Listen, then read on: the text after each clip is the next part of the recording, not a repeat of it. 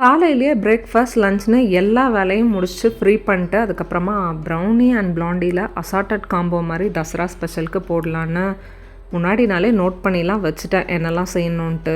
பிரேக்ஃபாஸ்ட்க்கு dosa, tomato kurma, லஞ்சுக்கு தயிர் சாதம், கலந்த சாதம், சைட் டிஷ்ஷாக பொரியலுக்கு காய் எதுவும் இல்லை. அதனால் சுண்டலே கரம் மசாலாலாம் போட்டு தாளித்து கொடுத்துட்டேன். அதுவும் டேஸ்ட் நல்லா தான் இருக்கும். டோட்டலாக 4 ஐட்டம், ஒவ்வொன்றுத்துலேயும் 2 பீஸ் வர மாதிரி 2 ½ kg பேக் பண்ணுறது அதான் பிளான். முடிஞ்ச அளவுக்கு இந்த காம்போவில் ஹெல்தி வெர்ஷன் மட்டும் வர மாதிரி நோட் பண்ணி வச்சுட்டேன். கருப்பு கவுனி வித் நட்ஸ் ஓவர்லோடட், ப்ரௌனீஸும் குக்கீஸும் மிக்ஸ் பண்ண மாதிரி ப்ரூக்கீஸ், கம்பு மாவு வித் கோகோனட் ஓவர்லோடட் ப்ரௌனி, வரகரிசி யூஸ் பண்ண ஒயிட் சாக்லேட் பிளாண்டி.